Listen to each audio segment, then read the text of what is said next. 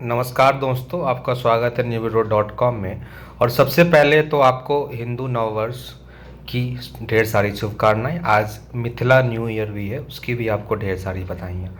तो आज हम लोग बात करेंगे डॉक्टर भीमराव अंबेडकर के बारे में, जो भारतीय संविधान के निर्मात्री सभा के अध्यक्ष भी थे और उन्हें भारत रत्न की उपाधि भी भारत सरकार ने दी। और वो कोई परिचय के मोहताज नहीं है, सबको उनके बारे में जानकारी है। और आज उनकी 131वीं जयंती है, तो उस उपलक्ष्य में आज उनके बारे में हम लोग कुछ बातें करेंगे। ये भी बातें करेंगे कि उनका क्या संदेश है हम लोगों के लिए। तो सबसे पहले वो एक बहुत ही बड़े वकील तो थे ही, लेकिन इससे भी बड़े वो अर्थशास्त्री भी थे। उन्होंने एक जो अपनी पीएचडी थीसिस लिखी थी, उसका नाम था the problem of the rupee.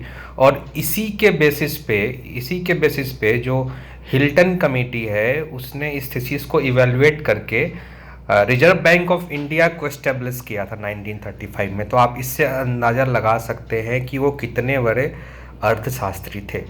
तो एक वकील होने के अलावा वो बहुत बड़े अर्थशास्त्री भी थे। और उनका जो योगदान है वो अर्थशास्त्र के क्षेत्र में हो, या वकालत के क्षेत्र में हो, या कानून के क्षेत्र में हो, या संविधान के क्षेत्र में हो, या एक समाज सुधारक के रूप में हो, वो हमेशा अमर रहेगा।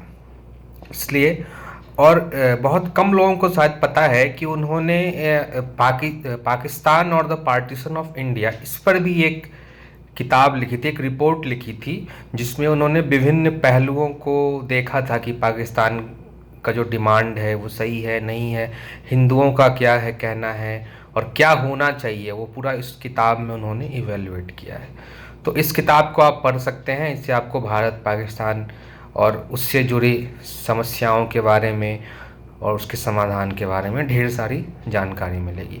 अब मैं ये बताना चाहूँगा कि मेरा जो है डॉक्टर भीमराव अंबेडकर के प्रति जो एक सम्मान है, उसका सबसे महत्वपूर्ण कारण ये है कि वो उनकी जो बात है कि हमें कभी भी ना किसी की भक्ति नहीं करनी चाहिए। हमें हमेशा हर आदमी के दोनों पहलुओं को देखना चाहिए, उसकी पॉजिटिविटी को देखना चाहिए, उसकी निगेटिविटी को देखना चाहिए। और फिर हमें मतलब आजकल क्या है कि लोग जो है किसी को एक या तो पॉजिटिव हीरो बना देते हैं या निगेटिव बना देते हैं। लेकिन अगर आप सही मायने में देखें तो हर आदमी के अंदर कुछ अच्छाइयाँ होती हैं और कुछ बुराइयाँ होती हैं। तो हमें ऐसा नहीं कि उस व्यक्ति का अंधभक्त बन जाना है, हमें हमेशा अपने विवेक का प्रयोग करना है।